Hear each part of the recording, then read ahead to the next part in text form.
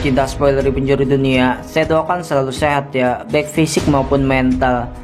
Pada masa Perang Vietnam, seorang kapten baret hijau Amerika diutus untuk melakukan sebuah misi pencarian. Ia pun harus melewati kejamnya hutan rimba Vietnam dan mengarungi perjalanan dengan mengalami berbagai kengerian. Berikut juga kejadian tragis dan miris yang mengakibatkan banyak korban perang kehilangan akal sehatnya. Cerita tersebut terangkum dalam film berjudul Apocalypse Now yang diproduksi pada tahun 1979. Film ini juga bisa dibilang sangat gila dalam tanda kutip karena memperlihatkan sisi lain perang yang bukan hanya menyeramkan, tapi juga mampu merubah seseorang menjadi pribadi yang keras dan berbeda. Ya udah, langsung aja siapin sebatang, racik kopi kalian dan selamat menyaksikan.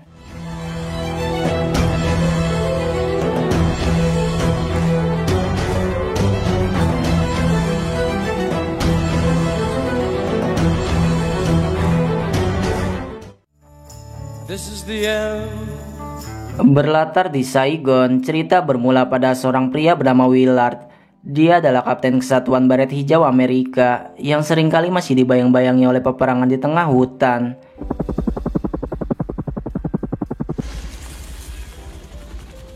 Berbeda dari tentara lain yang senang jika mendapat hari libur, Willard justru merindukan suasana perang yang sudah seperti rumah kedua baginya. Untuk itulah selama liburan ia lebih banyak berdiam diri dan tidak melakukan hal apapun selain hanya untuk merenung.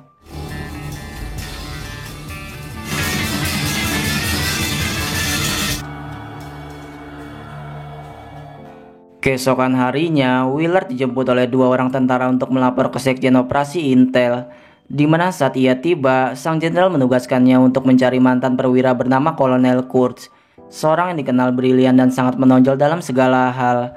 Namun kini sang kolonel dinyatakan menghilang di wilayah Kamboja dan dianggap telah gila dengan segala metodenya. Diketahui juga Kurtz membangun pasukan sendiri yang bernama Montagnard dengan dugaan bahwa mereka menganggapnya sebagai dewa yang harus disembah. Misi ini pun digolongkan ke dalam misi yang sulit karena Willard harus mencarinya sekaligus memasuki wilayah mereka, dan jika berhasil ditemukan maka ia harus membunuhnya. Ia yang memang cukup rindu dengan medan pertempuran langsung mengambil misi itu tanpa berpikir dua kali, di mana ia diberikan transportasi berupa kapal militer angkatan laut karena kapal ini merupakan cara yang tepat untuk mendapat informasi dan bergerak tanpa menarik banyak perhatian. Very much so, sir. Obviously. Sayangnya ada satu hal yang tidak ia suka, bahwa kru kapal kebanyakan adalah anak-anak yang berusia muda. Di antaranya bernama Chip si tukang mesin, Lance mantan atlet selancar, Clint yang bertugas membersihkan seluruh bagian kapal sekaligus awak paling muda, dan terakhir adalah Philip sebagai pengemudi sekaligus komandan awak kapal militer itu. Selama di perjalanan, ia masih dibuat tak percaya bahwa militer menginginkan kematian Kurtz, karena melihat dari karir yang cemerlang dan sederet pengalaman bertempurnya, militer seakan dirugikan jika melenyapkan orang sehebat itu. Hey, what's that? Arc light. Setibanya di mulut Sungai Nung, mereka melihat banyak helikopter Amerika dan beberapa tank yang melakukan penyerangan terhadap pasukan Vietcong. Willard pun langsung menemui perwira sekaligus penggemar berat olahraga selancar bernama Kolonel Kilgore, di mana ia membawa surat dari pimpinan bahwa ia dan pasukannya harus bersedia mendampingi sang kolonel untuk ikut dalam misi ini. Your unit's supposed to escort us into the Nung. What? Isn't one with a jacket a whole bunch? We are here to help you. Controlled by the Viet Cong and North Vietnam. Dari situ juga Willard langsung menemukan kegilaan pada Kilgore bahwa di tengah situasi pertempuran, ia justru memaksa prajuritnya untuk berselancar. Mengabaikan fakta tersebut, pada akhirnya mereka memulai perjalanan dengan menggunakan sejumlah helikopter, di mana lagi-lagi keanehan kembali ia temui bahwa sebelum penyerbuan terhadap Vietcong dilakukan, Kilgore memutar musik kencang karena merasa bahwa perang adalah sebuah wisata yang mengasihkan.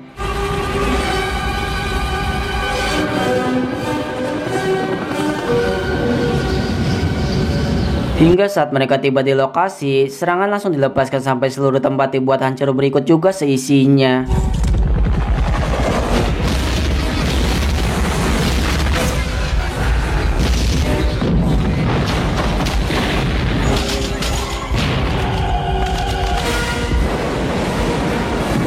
See a vehicle down in the courtyard. I'm going to check it out. Well, give up.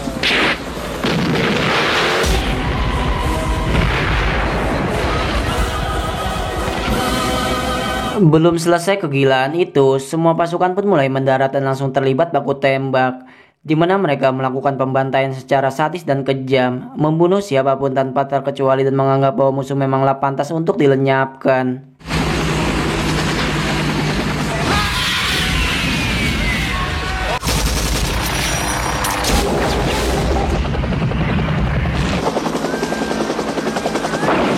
Roger, 013, standby.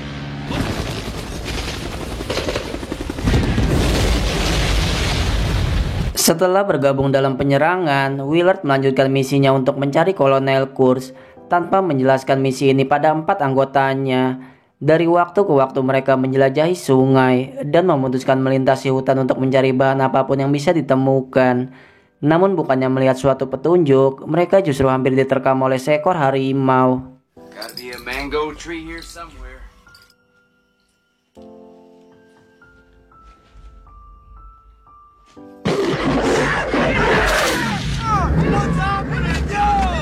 Mengetahui bahwa area luar masih begitu berbahaya, mereka kembali mundur ke perahu dan bertekad tidak akan pernah keluar, kecuali mereka memang tidak memiliki pilihan lain.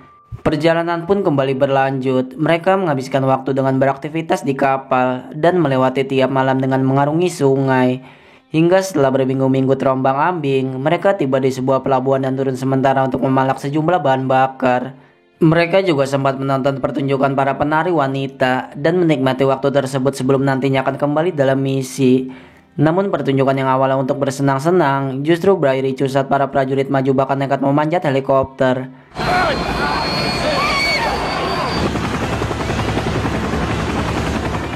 Tak terasa 7 bulan sudah mereka mengembara, menyusuri sungai dengan berbagai cuaca yang sering berubah, dan bersenang-senang dengan cara mereka masing-masing. Berbeda dari keempat anggotanya, Willard selalu menghabiskan waktu dengan membaca data tentang Kolonel Kurtz dan semakin bertanya-tanya siapa dan apa tujuan untuk membunuhnya. Karena semakin mengetahui tentang latar belakangnya, ia justru semakin kagum. Lantaran Kurtz merupakan tentara yang memiliki masa depan cerah dengan karir yang bisa dibilang sempurna. Hingga kemudian mereka tiba-tiba berpapasan dengan kapal lain milik pasukan Amerika, di mana tanpa sebab mereka melemparkan sebuah bom, hingga atap kapal pun berujung terbakar. Akibat dari tindakan tersebut, mereka memutuskan untuk mengganti atap dengan sisa kayu-kayu kering dan berharap bahwa atap itu bisa melindungi mereka dari panas maupun hujan. Kembali mempelajari dokumen Kurtz, Willard menemukan bukti-bukti yang menyatakan bahwa sang kolonel memerintahkan pembunuhan terhadap 4 orang Vietnam Selatan yang berpangkat kolonel. Entah itu untuk tujuan apa, Willard masih bertanya-tanya dan berusaha untuk menerkanya.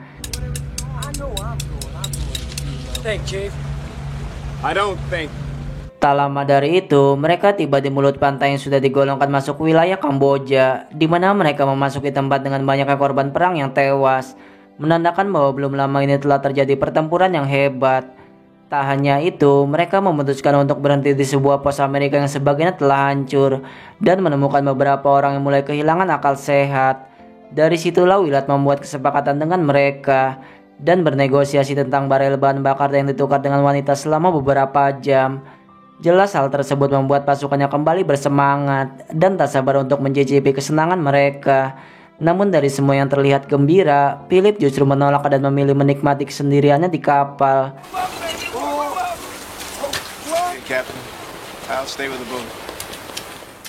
Singkat waktu setelah mereka mendapat jatah masing-masing, pasukan kembali melanjutkan perjalanan untuk melakukan proses pencarian, di mana Philip menjadi satu-satunya yang paling normal dan terkadang juga bisa sangat so tahu.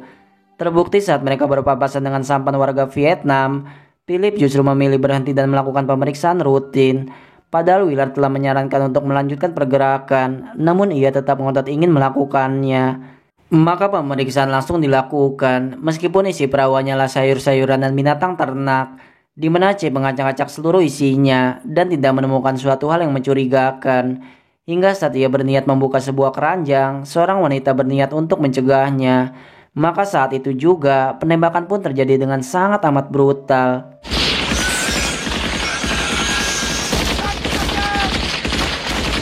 Setelah diperiksa, kotak itu hanyalah berisi seekor anak anjing di luar perkiraan mereka. Maka saat mengetahui bahwa wanita itu masih hidup, Philip kembali menugaskan Chip untuk memberikan pertolongan, di mana Willard langsung menghentikan dan bertindak dengan caranya sendiri. Mereka pun kembali mengarungi ganas alam liar dan terus mengikuti arus sungai berdasarkan sebuah peta, di mana mereka kembali melewati sebuah lokasi bekas terjadinya perang dan secara tragis melihat sisa pasukan yang hidup berlarian meminta pertolongan.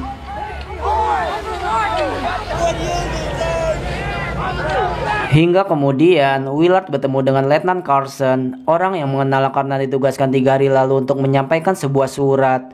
Untuk itulah ia langsung menyusul turun dari kapal dan pergi mencari informasi ataupun bahan bakar.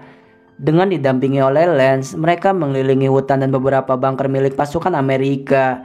Di sanalah mereka seolah melihat neraka dunia saat hamparan mayat banyak yang terinjak ataupun orang yang berjuang untuk mempertahankan hidupnya. Maka setelah mendapatkan beberapa amunisi, Willard kembali ke kapal dan memutuskan untuk kembali mengarungi perjalanan. Let's just get going. Keesokan harinya, surat yang semalam diserahkan ternyata dikirim dari keluarga masing-masing. Isinya kurang lebih sama, harapan bahwa mereka harus pulang dengan selamat. Di mana Willard mendapat surat dari sang jenderal yang berisi bahwa sebulan lalu, seorang kapten bernama Colby dikirim untuk melaksanakan misi yang identik dengan miliknya. He was with Kurtz. Saat itulah Lance iseng menyalakan asap berwarna tanpa berpikir bahwa hal itu bisa memancing apapun yang ada di sekeliling mereka. Maka secepat itu kapal langsung diserang hingga mereka pun berusaha untuk membalasnya.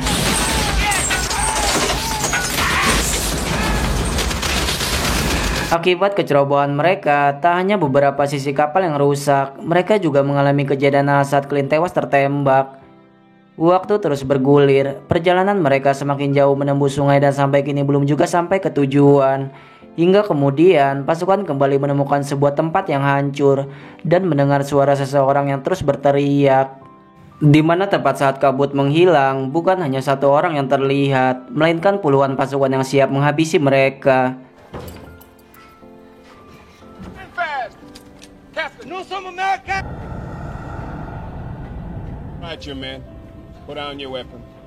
Beruntung pasukan sekutulah yang mereka temui, lebih tepatnya para tentara Prancis. Willard pun berkata bahwa baru saja kehilangan satu rekan mereka, hingga pemimpin yang bernama Hubert mengizinkan untuk tinggal, lantaran memiliki perkebunan milik keluarganya. Untuk mengawali pertemuan itu, mereka melakukan upacara pemakaman atas kematian Clint dengan penuh rasa duka, di mana setelahnya Willard diundang makan malam dengan keluarga besarnya yang tinggal sejak 70 tahun silam. Why don't you go back home to France? Makan malam yang tenang pun seketika berubah cekcok saat ia melemparkan sebuah pertanyaan tentang berapa lama mereka tinggal dan kembali ke negara asalnya. Konon pertanyaan itu sensitif dan membuat mereka tersinggung lantaran Prancis telah kalah dalam sejumlah perang dan tidak berniat kembali ke negaranya karena yakin akan berkuasa di Vietnam. Namun meskipun kejadian itu tidak mengenakan, Hubert meminta maaf atas perbuatannya dan berbaik hati akan membantu dalam memperbaiki kapal. And he helped to repair your boat. Setelah satu malam mereka lewati dengan menginap, pasukan kembali menghadapi hamparan sungai dan hutan yang rimba, di mana kini kabut tebal menghalangi pandangan mereka dan disusul oleh teriakan orang-orang yang sangat menyeramkan. Perasaan Willard pun mulai was-was saat melihat hamparan orang-orang yang tewas di pinggir sungai, di mana saat ia menduga bahwa posisinya semakin dekat dengan tujuan, tiba-tiba saja ternyata ratusan panah itu hanyalah panah mainan yang digunakan untuk menakut-nakuti. Namun mereka yang memang bocah kemarin sore mudah terpancing panik hingga membalas serangan dengan ceroboh dan sangat serampangan.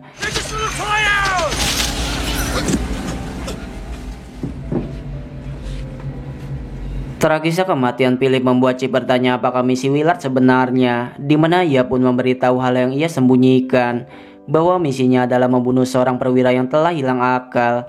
Seketika Chip pun murka saat mengetahui bahwa Willard telah mengorbankan 2 nyawa hanya untuk mencari satu orang yang sampai kini belum ditemukan. Namun meski sempat kecewa atas perbuatannya, mereka kembali menjelajahi sungai dan bertekad akan menyelesaikan misi ini bersama-sama.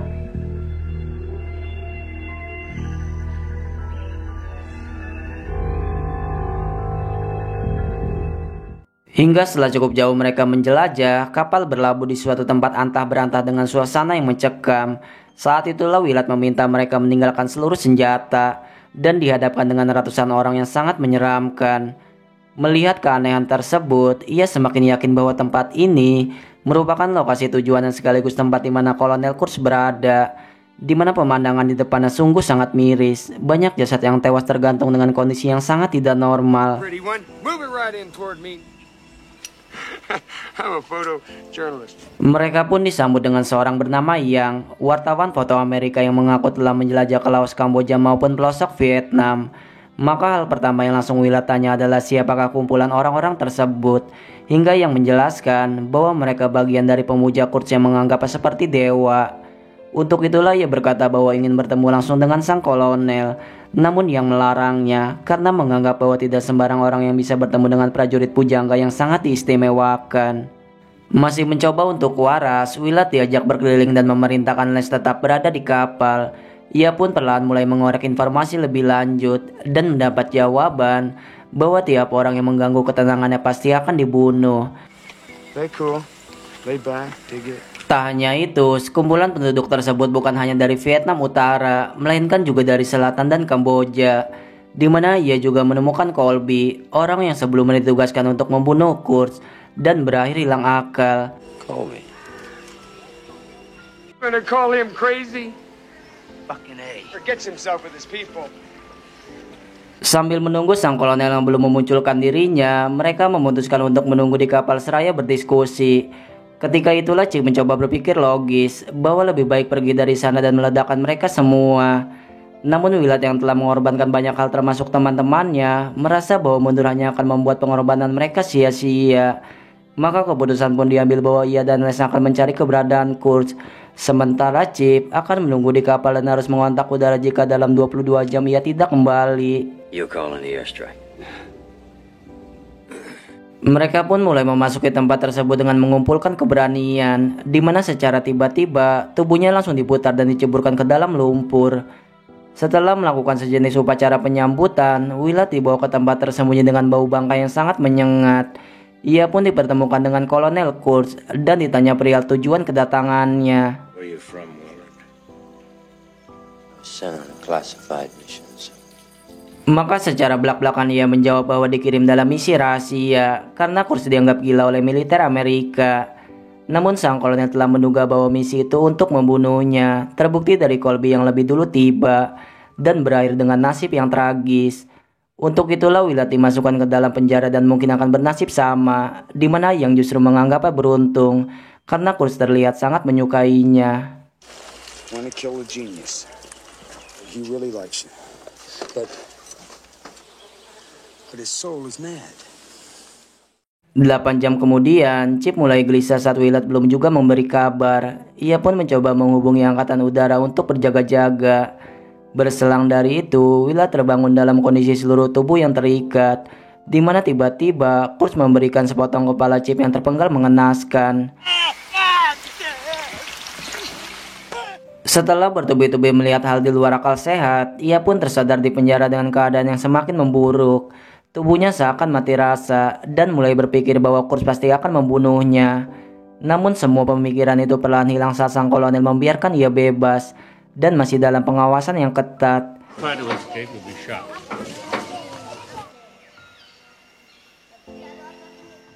Bahkan keistimewaan pun ia dapatkan bahwa ia diberi makanan dan dilayani dengan sangat layak. Namun selama itu juga ia terus semakin berpikir bagaimana cara untuk membunuh Kurtz dan tidak semakin terlena.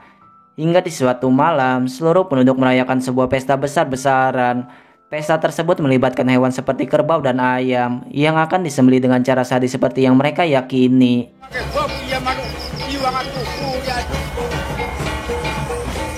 Maka saat seluruh penduduk sibuk dengan perayaan tersebut, Willard melaksanakan misi awalnya berbekal sebuah golok tajam.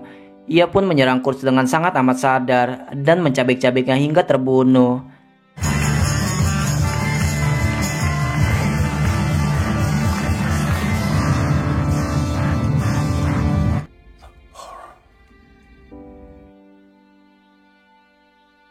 Setelah menyelesaikan misinya, Willard keluar dengan seluruh tubuh yang telah bersimbah darah.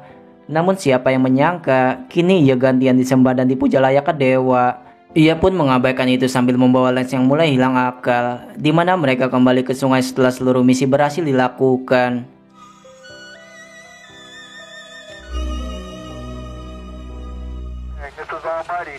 me over.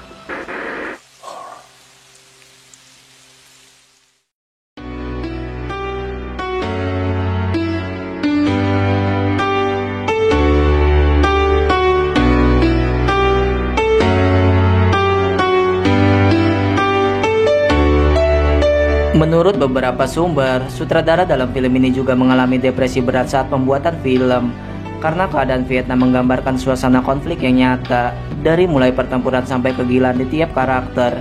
Benar-benar mampu merangkum sisi lain perang yang membuat manusia kehilangan akal sehat. Saya akhiri pembahasan kali ini dan sampai berjumpa lagi.